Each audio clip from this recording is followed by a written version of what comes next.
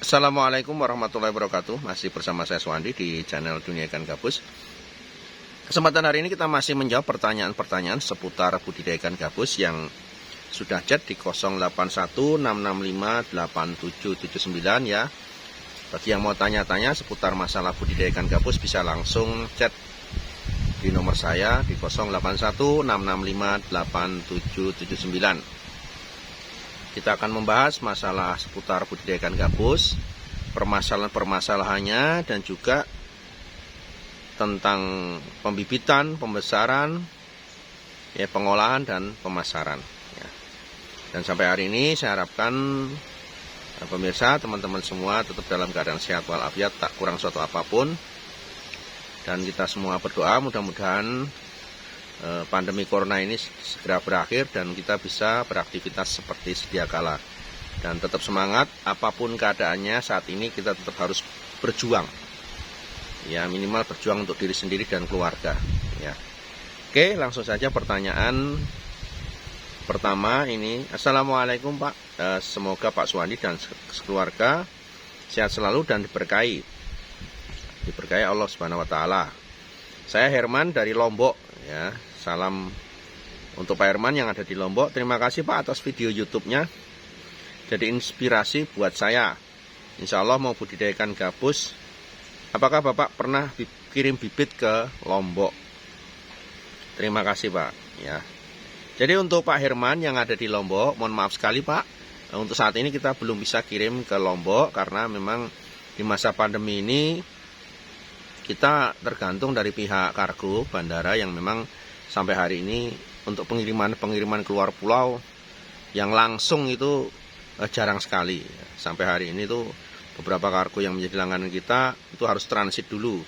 Sementara transitnya cukup lama sehingga tidak memungkinkan untuk bibit bisa sampai ke tempat dengan selamat. Ya, jadi mohon maaf nanti menunggu saatnya nanti sudah normal kembali, mudah-mudahan bisa kirim-kirim. Sebelum masa pandemi saya sering kirim ke Bali, NTT, Balikpapan, Banjarmasin, ya, dan luar Pulau Jawa, banyak sekali.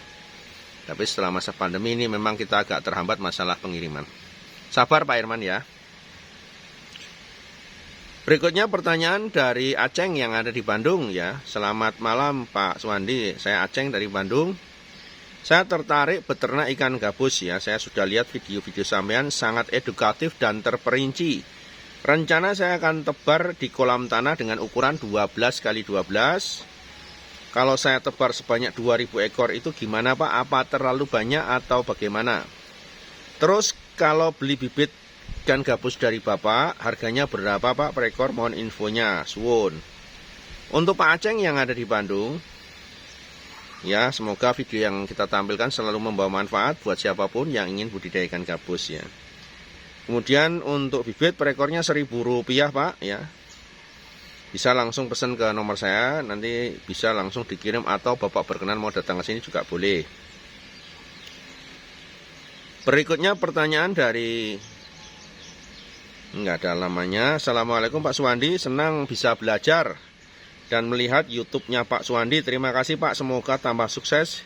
Oh, ini Pak Heru di Magelang. Magelang apa Malang ini?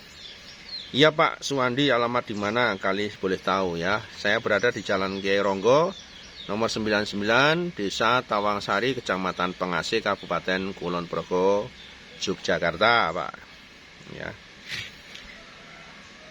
Berikutnya pertanyaan dari, ini juga nggak ada namanya.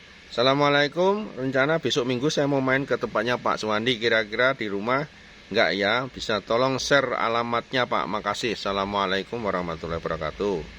Waalaikumsalam warahmatullahi wabarakatuh. Silakan Pak kalau memang mau datang sini. Jadi kalau datang sini untuk selama masa pandemi, mohon maaf, kita hanya buka hari Minggu saja. Silakan kalau mau berkunjung jam 8 sampai jam 4 sore. Jadi kalau hari Minggu memang saya nggak kemana-mana, saya ada di tempat. Ya silakan bagi pemirsa atau teman-teman atau sahabat dunia ikan gabus yang mau berkunjung ke sini, silakan, saya ada di tempat dan standby dari jam 8 sampai jam 4 sore. Ya, berikutnya pertanyaan dari Bapak, ini nggak ada namanya. Ya, nggak ada namanya. Salam ikan gabus Pak Suwandi, saya mau tanya. Saya sudah menangkap ikan gabus dari alam dengan berat 1 kilo.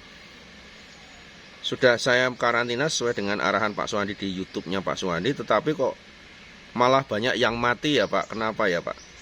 Ada beberapa saya mendapatkan, saya taruh di kolam. Ada yang saya isi 3, ada yang saya isi 2, ada yang saya isi 5. Tetapi kok banyak yang mati Pak. Mohon arahannya Pak. Terima kasih. Ya ini maaf Pak, nggak ada namanya ya. Mohon nanti kalau teman-teman pemirsa yang mau tanya silahkan nanti disebutkan namanya sehingga kita bisa saling kenal Pak ya. Kalau nggak ada namanya saya mau manggilnya juga Pak siapa nggak ngerti ya. Oke Pak ya, ini alamatnya juga nggak ada. Untuk ikan yang ditangkap dari alam, ya untuk ikan yang ditangkap dari alam itu harusnya Bapak mulai jeli Pak. Jadi kalau membeli ikan dari alam, pastikan ikan itu bukan dari hasil setruman, pertama itu. Kemudian cari ikan yang memang dalam kondisi tidak luka-luka. Ya karena untuk mendapatkan ikan yang bagus dari tangkapan alam kita memang harus hati-hati dan betul-betul mencari penjual yang jujur Pak.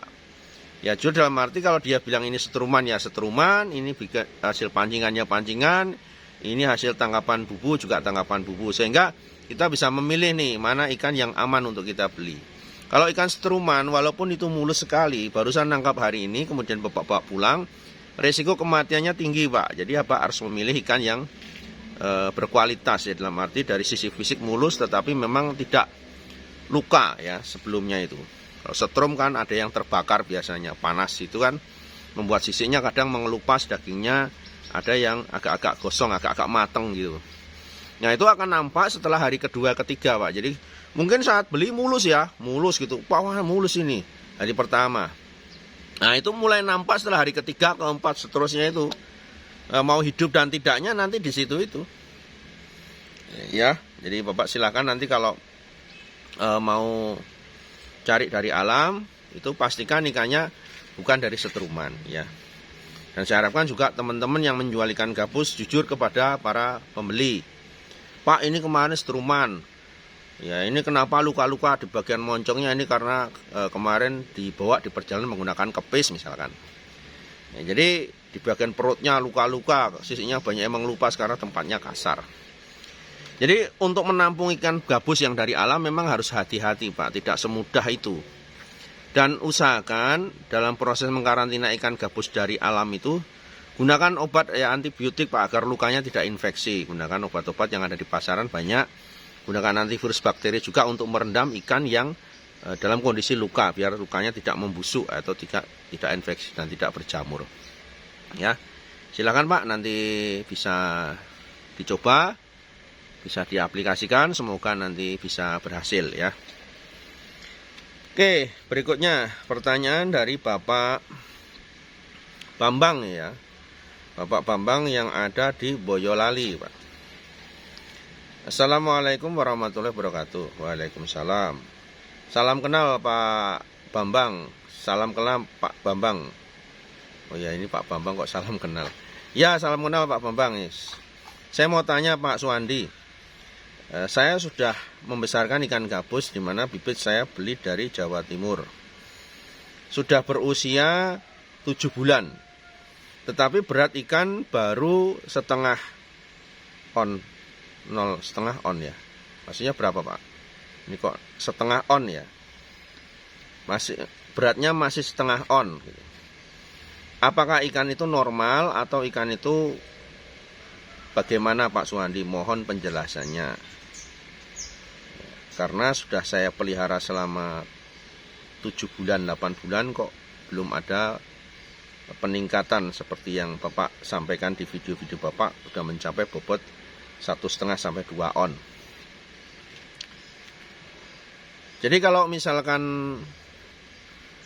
ini, jadi kalau saya sampaikan untuk teman-teman atau pemirsa yang mau tanya mungkin lebih jelas lagi. Saya kadang agak bingung ini tadi mencerna jawaban dari Bapak.